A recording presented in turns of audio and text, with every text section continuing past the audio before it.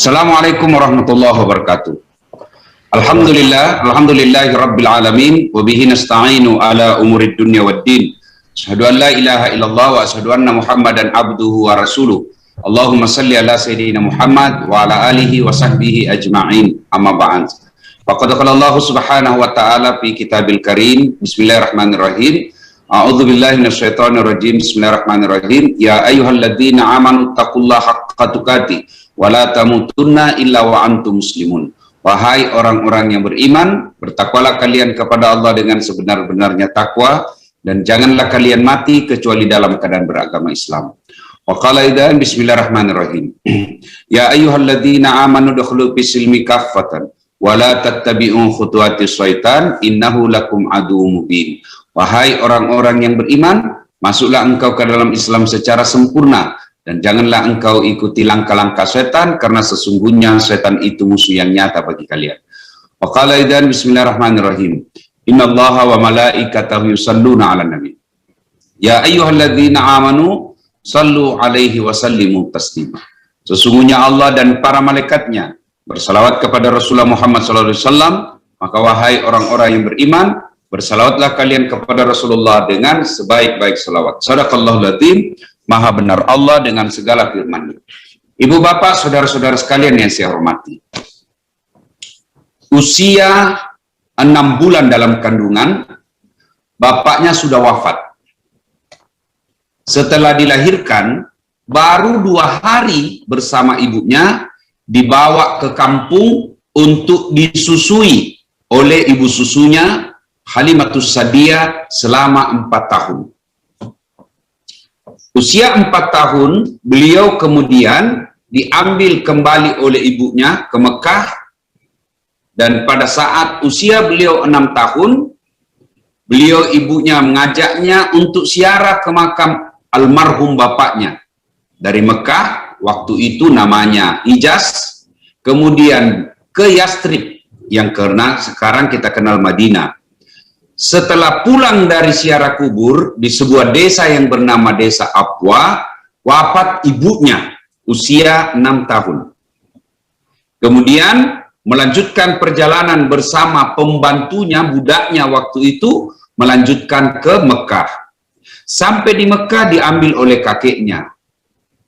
Diambil kakeknya usia 6 tahun, dan usia 8 tahun wafat lagi kakeknya, Abdul Muttalib. Setelah wafat kakeknya, diambil oleh pamannya bernama Abu Thalib.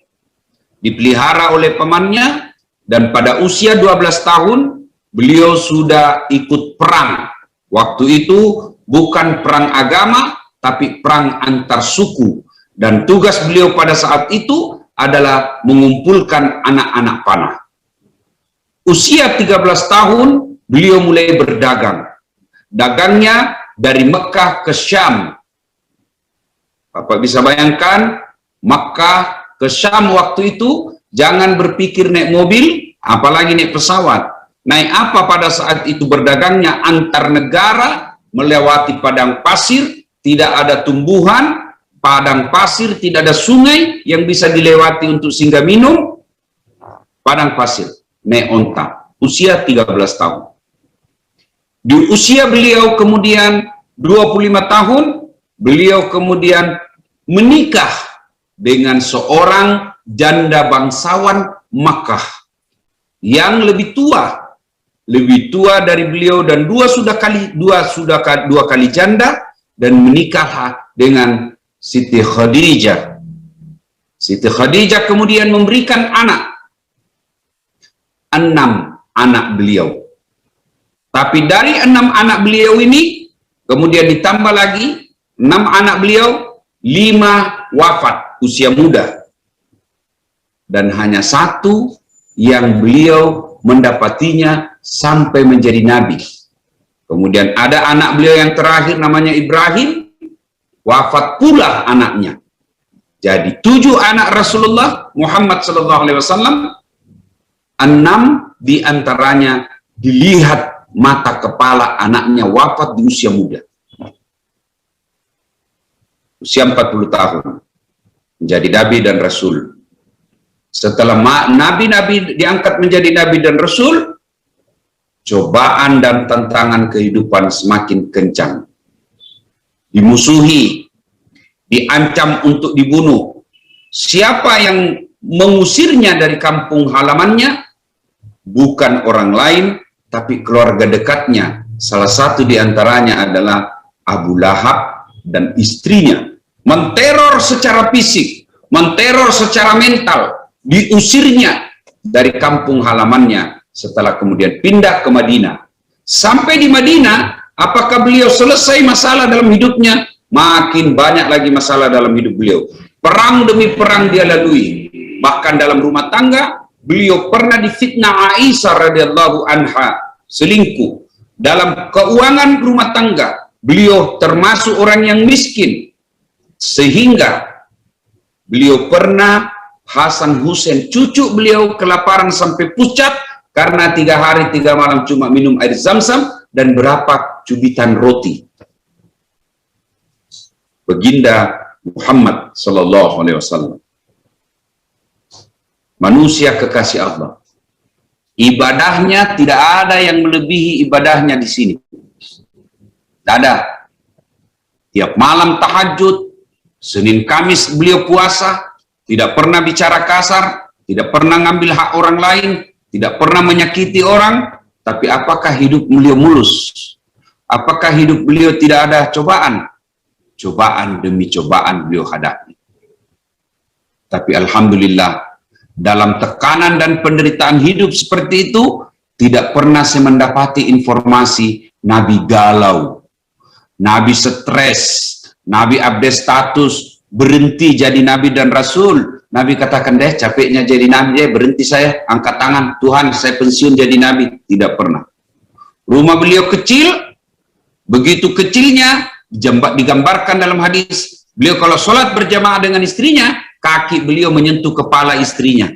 Kalau berdiri sholat tahajud di malam hari, kepala beliau menyentuh langit-langit rumahnya.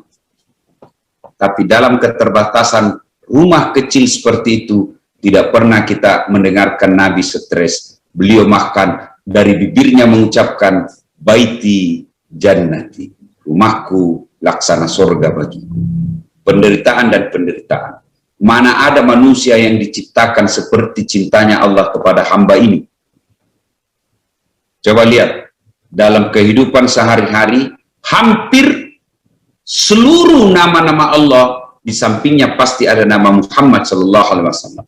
Ketika nama Allah disebut, biasanya beriring dengan itu disebut pula nama Muhammad sallallahu alaihi wasallam. Beliau bahkan dijelaskan dalam hadits qudsi, Allah jelaskan, andai bukan karena engkau Muhammad, saya tidak ciptakan dunia dan isinya. Jadi Allah persembahkan ini dunia dan isinya karena Allah cinta kepada Rasulullah Muhammad SAW. Karena cintanya kepada Rasulullah, apakah Allah tidak memberi ujian kepada Nabi? Ujian demi ujian beliau terima. Nah, saya ingin menanyakan kepada saudara-saudaraku yang hadir di tempat ini. Mohon izin Pak Dirut, Pak Haris, ada ndak di sini? Ayo angkat tangannya. Ada ndak kira-kira di sini yang usia 6 bulan dalam kandungan sudah wafat bapaknya? Ada kira-kira? Ada ndak di sini yang hadir acara ini masih 6 bulan dalam kandungan sudah wafat ibunya, bapaknya? Ada yang lahir sudah yatim piatu? Lain Pak Ustadz. Nauzubillah min dzalikan. Ya, tidak ada orang penderitaan seperti Nabi. Tapi Nabi tidak pernah kita dengar galau. Kita, aduh, baru kena wabah seperti ini, fitnah kiri kanan. Baru dirumahkan, waduh kenapa saya dirumahkan? Syukur kok itu masih dirumahkan. Berapa banyak orang dikuburkan, bos? Ayo, kenapa hidupku banyak cobaan, Ustadz? Ya memang hidup banyak cobaan. Kalau sedikit namanya cobain. Ya, pastilah banyak. Siapa kok cowok tidak mau dicoba? Siapa kok? Nabi Muhammad manusia mulia, tidak ada dosanya. Coba lihat sejarah para nabi. Nabi Adam alaihissalam berapa tahun berdoa baru dipertemukan dengan Siti Hawa? Berapa tahun? 200 tahun bos, baru dipertemukan istrinya. Nabi Musa, berapa tahun? Akhirnya Allah kabulkan supaya diselamatkan ini Bani Israel. Berapa tahun? Lebih 60 tahun. Baru Allah kabulkan doanya. Nabi Zakaria, berapa tahun berdoa supaya dikasih anak? Berdoa mulai dari usia 21 tahun, 80 tahun umurnya baru dikasih anak. Coba, Nabi Muhammad SAW, kiblat di Aqsa waktu itu, beliau berdoa kepada Allah, ya Allah pindahkan kiblat kami ke Mekah. Berapa lama dia berdoa Rasulullah? 18 bulan. Baru Allah kabulkan. Kamu supir tangki baru berdoa pagi, mau apa dikabulkan besok? Baru kau tukang tipu, ndak sholat. Nah, mana bisa? Nah, saudaraku, ketika ada wabah seperti ini, maka pilihan kita tidak boleh jauh dari Allah Subhanahu wa Ta'ala. Apa susahnya Allah memenangkan Nabi dalam perang Uhud? Apa susahnya Allah menghancurkan orang-orang yang menghina Nabi di Taif? Apakah Nabi cuma berdoa? Tidak. Apakah Nabi cuma tinggal di masjid, ya Allah menangkan kami di perang Uhud? Ya Allah menangkan kami di perang Khandaq. Ya Allah menangkan kami perang Badar. Tidak. Nabi bukan cuma berdoa, tapi ikut angkat senjata. Perang. Itu Nabi bos. Apalagi kami yang tukang tipu. Istrimu aja aku tipu. Tiba-tiba berdoa pagi, besok mau dikabulkan. Pret. Nah, ketika ada wabah seperti ini, takarrub ilallah, dekatkan diri kepada Allah. Bagaimana cara mendekatkan diri kepada Allah? Tidak cukup dengan berdoa saja. Tidak cukup dengan berdoa. Saya kasih contoh paling sederhana. Berdoa, ya Allah, berikan saya kekayaan, lunasi utang-utangku, murahkan rezekiku. Kira-kira itu duit Allah langsung jatuh dari langit-langit. Bapak berdoa di masjid, ya Allah murahkan rezekiku, ya Allah tambahkan rezekiku. Kira-kira itu kau berdoa 24 jam di masjid, turun itu uang dari langit-langit. Itu film karton bos. Tidak mungkin. Kau berdoa, ya Allah bukakan pintu jodohku, tapi kau cuma tinggal di rumah, tidak pergi kau cari cewek. Mau datang itu jodoh. Tidak, kau harus kejar itu cewek. Maka kata Imam Ali karamallahu wajah, Ali bin Abi Thalib menjelaskan, siapa yang berdoa tapi tidak disertai dengan ikhtiar, maka sesungguhnya ibarat panah tanpa busur. Bapak punya busur, punya anak panah anaknya. Bisa enggak dipakai kalau tidak ada busurnya, Pak? Panah tanpa busur tidak efektif. Begitu juga doa tanpa ikhtiar tidak akan efektif. Nah, sekarang ada wabah. Namanya COVID-19. Corona. Keren betul namanya, Pak. COVID-19. Tapi sangat menakutkan. Sampai nenekku di kampung dia bilang, kurang ngajar ini COVID. Andai saja saya bisa lihat, dia bilang, mana itu COVID? Diambil badiknya. Mana itu COVID? Saya hadapi. Kurang ngajar ini COVID. Setengah mati, pengantin dibatalkan, maulid dibatalkan, sholat Jumat dibatalkan. Mana kok COVID? Saya bilang, sadar-sadar nih, ini COVID bukan tampak di depan mata. Kalau tampak di depan mata, gampang kita hadapi. Dia datang dari depan, kita lari ke belakang. Dia datang dari belakang, kita lari ke depan. Tapi ini COVID tidak jelas dari mana dia serangannya. Tidak nampak oleh mata. Maka tidak boleh putus asa.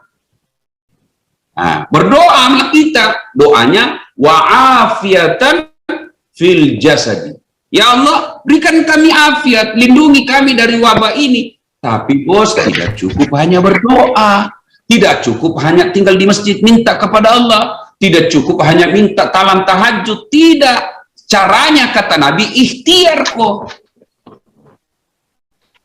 Apa ikhtiarnya? Nabi katakan, kalau kau mengetahui suatu daerah ada wabah di dalamnya, maka jangan kau masuk ke daerah itu, dan orang yang ada di dalam itu jangan keluar. Itu salah satu ikhtiar. yang kemudian orang bule menamakannya dengan lockdown, bukan lauk pauk.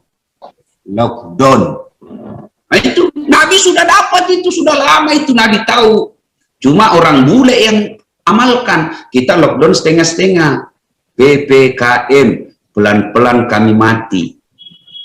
Itu kata orang, bukan saya yang bilang. Kan? Nah, lockdown. Kemudian lagi, apalagi ikhtiarnya kata Nabi. Kalau kau melihat wabah, maka seolah-olah kau melihat singa. Bagaimana kalau Bapak lihat singa? Ini kan bapak-bapak ini semua saya lihat, ini singa semua ini. Pak Haris, Pak Rifando, ini singa-singa semua ini. Kalau di kantor, tapi kalau sampai di rumah, Hello Kitty.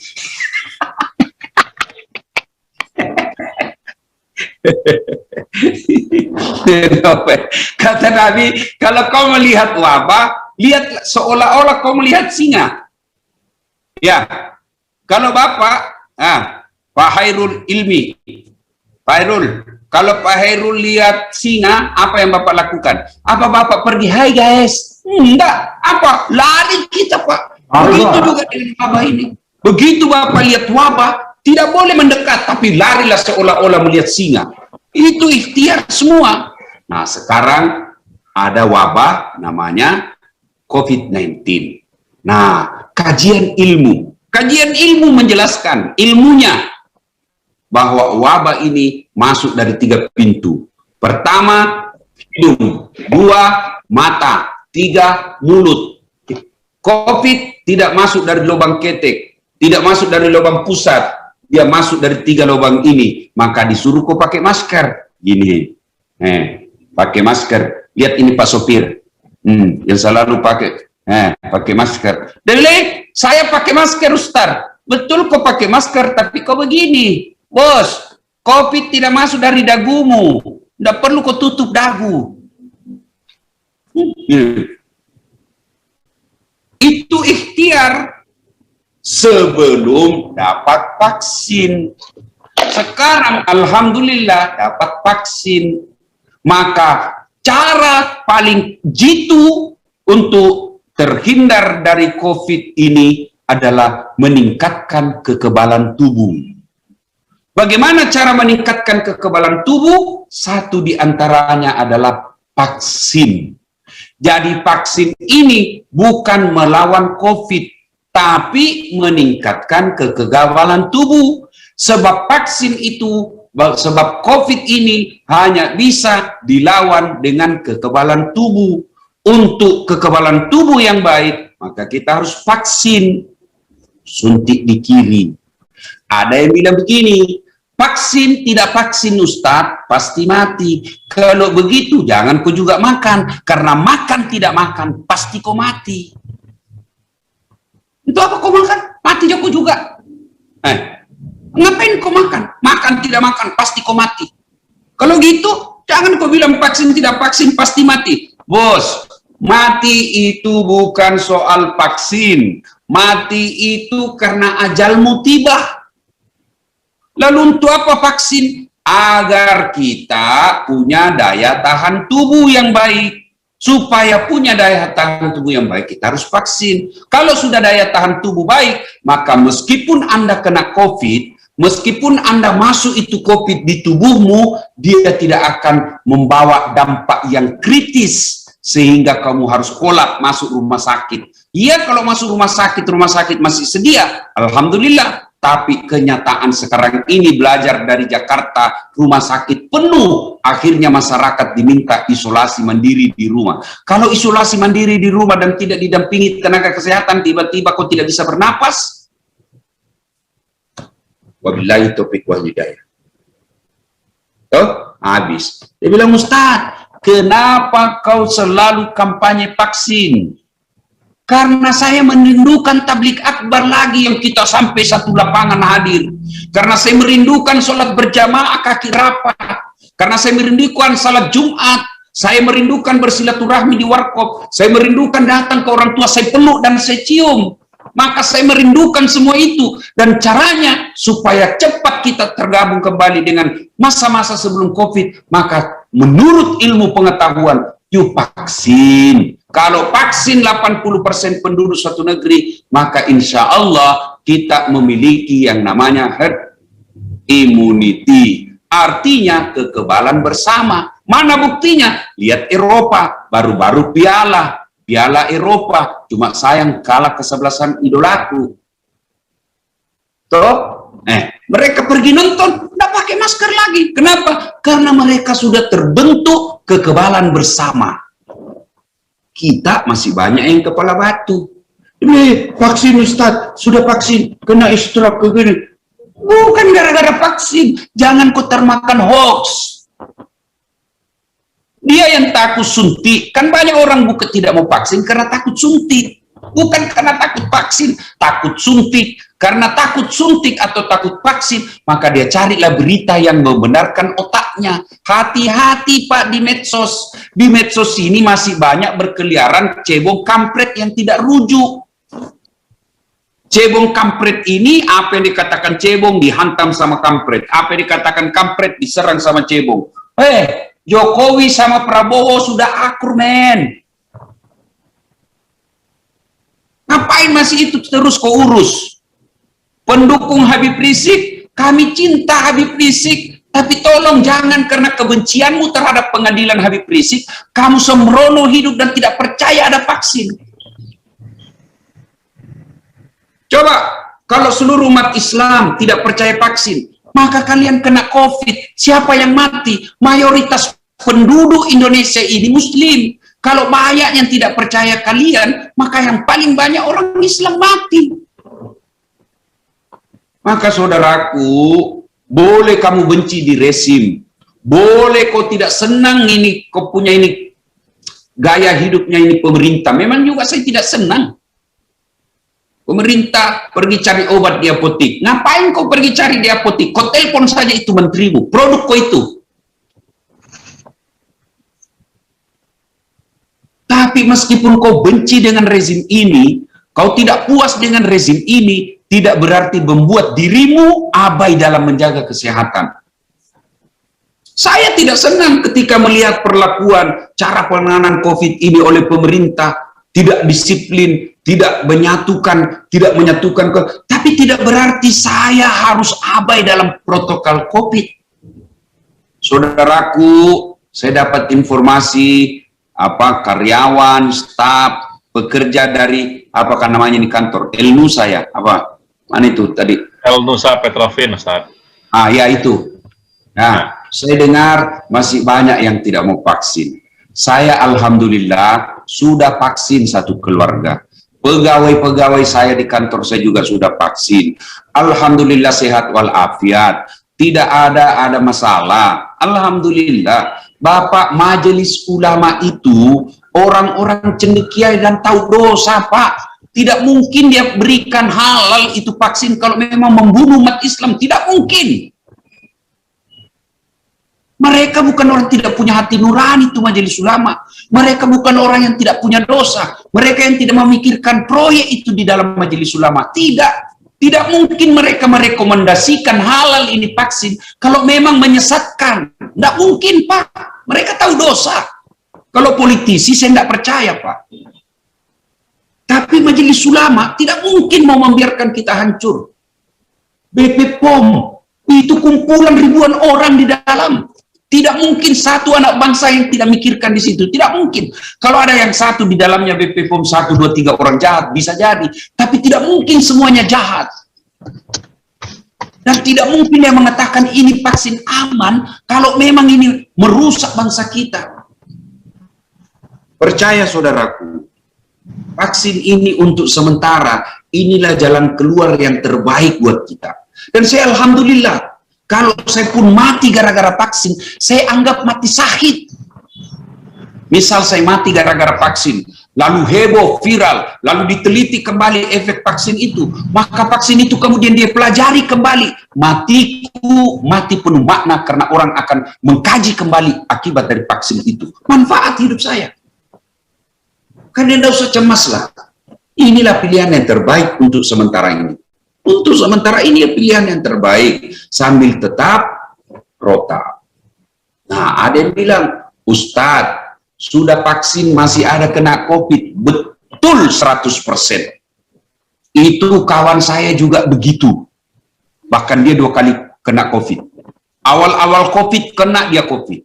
Tapi beberapa hari yang lalu, kemarin dia WhatsApp saya, kena lagi COVID dia. Karena mau naik pesawat di swab, PCR, positif. Tapi apa dia bilang? Ustadz, alhamdulillah, setelah saya vaksin, efek dari vaksin itu membuat saya kena COVID ini tidak menderita.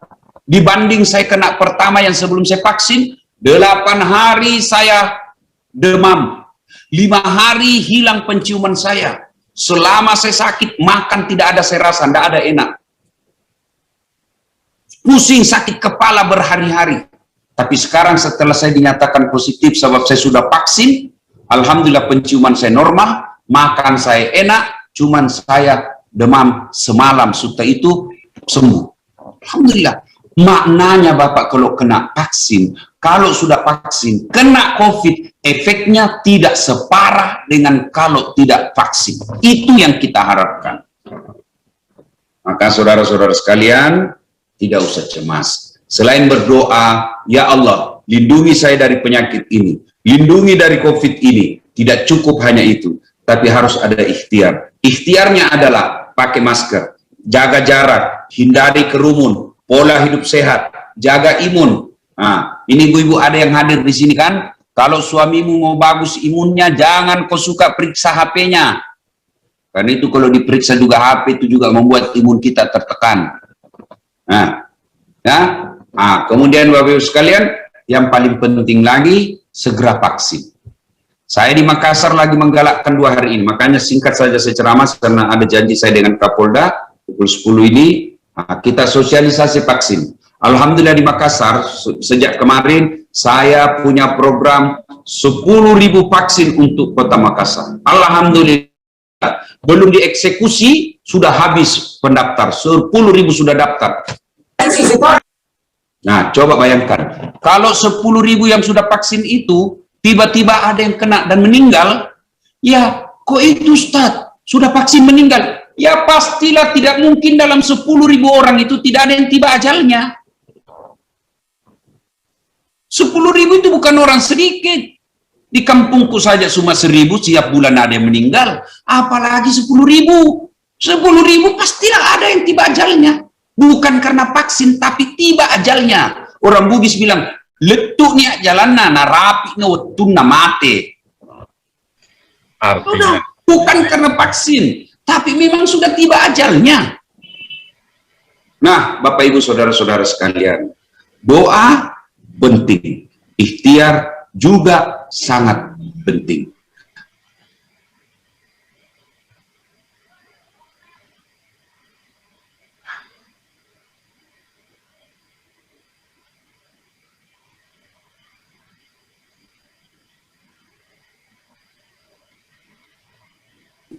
Tidak apa-apa, tapi jangan kau keluar rumahmu. Karena begitu kau keluar rumah, kau kena kaidah fikih, hadis Nabi, la daror wala diror. Tidak boleh mencelakai diri sendiri dan tidak boleh mencelakai orang lain. Saya bagus agama saya, ibadah mahdas saya kepada Allah baik. Tiap hari sholat 5 waktu bagus. Awal waktu saya sudah sholat. Setiap saya sholat, saya lengkapi dengan sholat sunnah rawatib. Senin Kamis saya puasa. Tahajud tiap malam, tapi hidup saya sembrono. Saya ke warkop tidak pakai masker. Semana-mana saya tidak memperhatikan keselamatan orang lain. Bahkan akhirnya saya menularkan penyakit ke orang lain gara-gara kesembronoan hidup saya. Maka sesungguhnya bukan orang baik meskipun ibadah saya baik. Karena Nabi katakan, hairun nas anfa'hum linas. Sebaik-baik manusia di antara kalian yang paling banyak manfaatnya buat orang lain. Nah, tentu pengajian ini, mana itu tadi judulnya kan? El Nusa pengajian. El Nusa Petrovin, Ustaz. Ya, pengajian yang ke-46. 64. Dibalik saja, Pak, dibalik saja. Ya, dibalik saja. No? 64, karena kepedulian kepada pegawainya, maka dibuatlah pengajian ini. Ya, dibuatlah pengajian ini. karena kecintaan. Jadi sambut niat baik dan upaya baik dari manajemen tempat kita bekerja dengan acara ini. Berapa banyak perusahaan besar belum tentu mau membuat pengajian. Kadangkala ada perusahaan menganggap pengajian itu tidak produktif dan buang-buang waktu. Tapi alhamdulillah tempat Bapak semua bekerja. Bukan cuma peduli gajinya Bapak, tapi juga peduli keimanannya Bapak.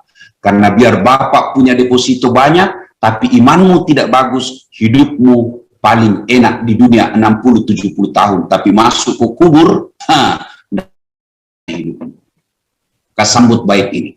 Alhamdulillah. Ya. Nah, mudah-mudahan niat baik ini dipahami juga dengan baik oleh seluruh karyawan yang bekerja di tempat ini. Dan kepada perusahaan, atas nama karyawan, memohon kepada Bapak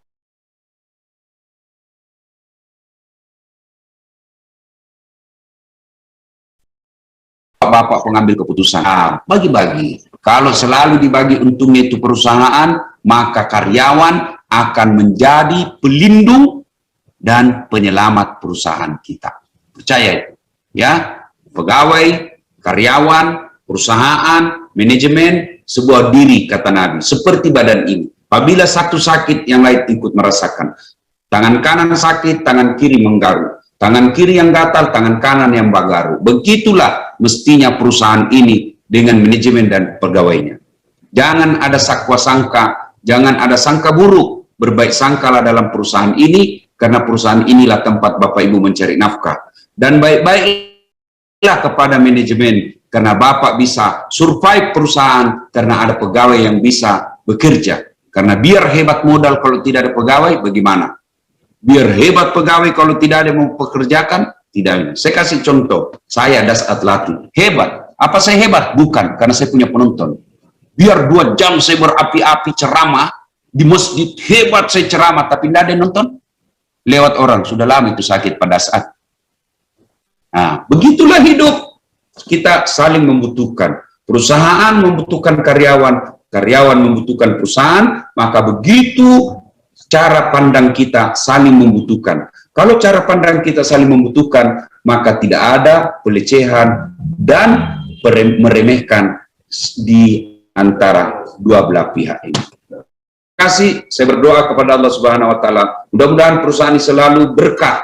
Amin. Dan dilindungi oleh Allah Subhanahu wa taala. Terima kasih. Billahi taufiq wal hidayah. Assalamualaikum warahmatullahi wabarakatuh.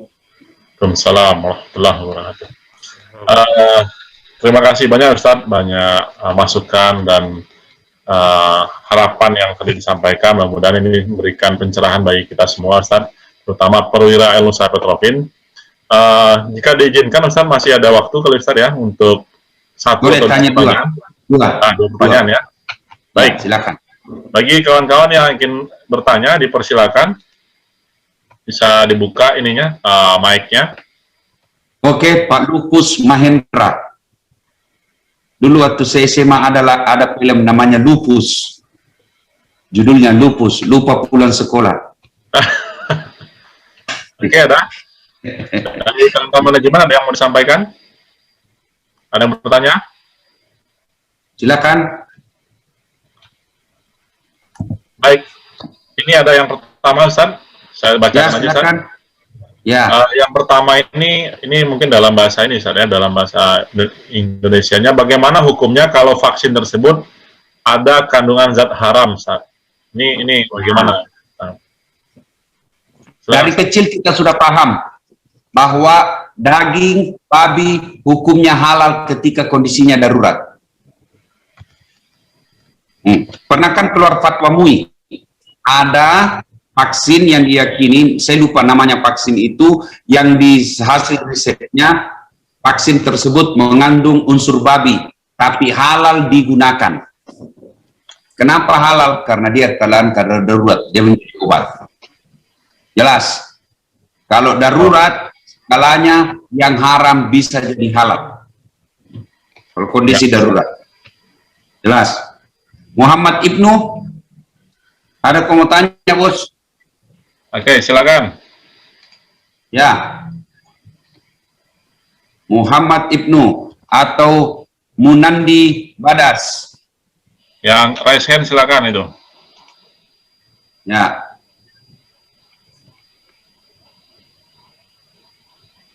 Ada yang tanya saya, Pak Ripando dari Riau, ya, Pak. WhatsApp saya. Ustadz, apa amalan supaya istri tenang di rumah, tidak suka ngomel dan ikhlas kita kawin lagi? Saya bilang, Pak, kalau saya tahu amalan itu, saya tidak kasih kamu, saya yang ngamalkan. Ya.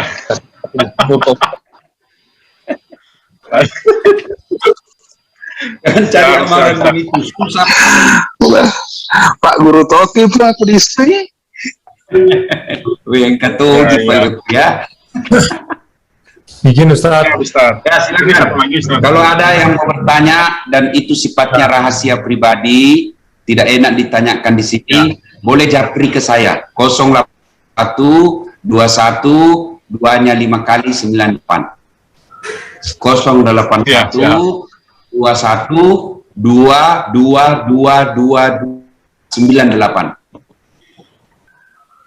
Ya, silakan tulis di anunya supaya semua bisa nampak. Saya ulang, 081 21 2-nya 5 kali 2 2 2 2 2 98. Ya, itu WhatsApp sekaligus telepon. Tapi sebaiknya kalau mau cepat saya jawab pakai SMS, karena WhatsApp biasa bertumpu, akhirnya saya tidak nampak. SMS bagus, ya. Cuma kalau SMS, tolong jangan saya disuruh bayar. Karena kadang-kadang juga saya disuruh bayar, Pak. Nomor ini gagal mengirim pesan. Jika Anda setuju bayar 450 rupiah. Baik, ini Pak Faris, ada yang mau tanyakan, Pak Faris? Ya. Silakan, Pak.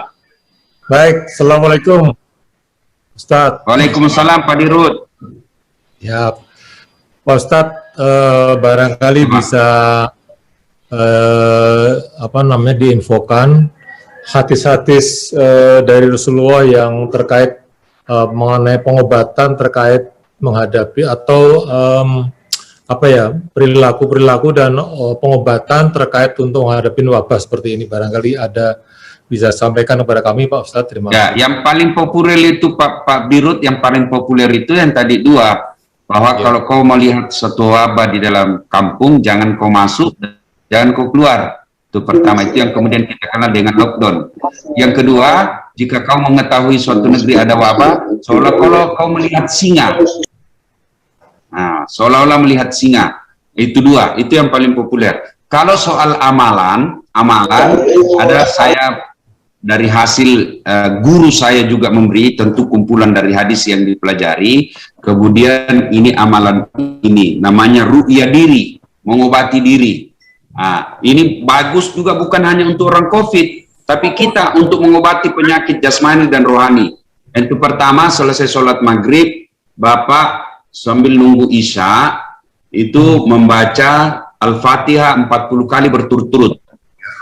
40 kali berturut-turut itu artinya tidak ada jeda. Jangan sampai Bapak baca Al-Fatihah 13 kali lalu berWhatsApp lagi, menelpon lagi. Bukan itu yang dimaksud. Berturut-turut, tidak ada jeda. 40 kali. Setelah itu 40 kali berturut-turut tidak ada jeda membaca istighfarnya Nabi Yunus. La ilaha illa anta subhanaka inni kuntu minadh dhalimin. Itu 40 kali berturut-turut. Sudah itu membaca Qul huwallahu 3 kali, Qul a'udzu birabbil falaq 3 kali, Qul a'udzu birabbin nas 3 kali, baru salawat sebanyak 11 kali. Sudah itu sebelumnya itu Bapak siapkan air di depan Bapak, lalu air itu ditiup, lalu Bapak minum. Terima kasih. Ya.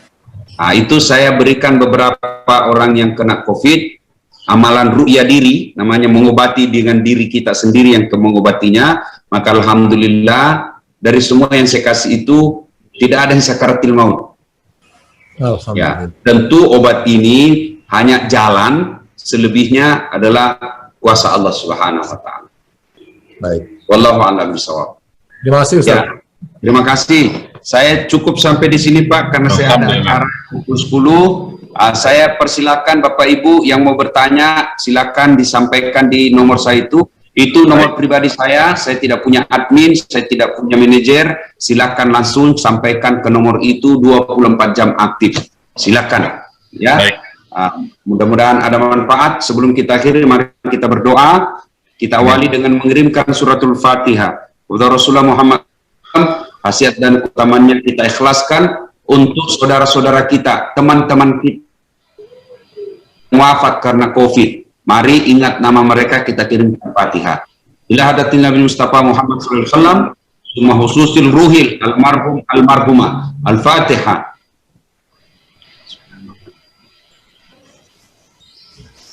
Ya kana.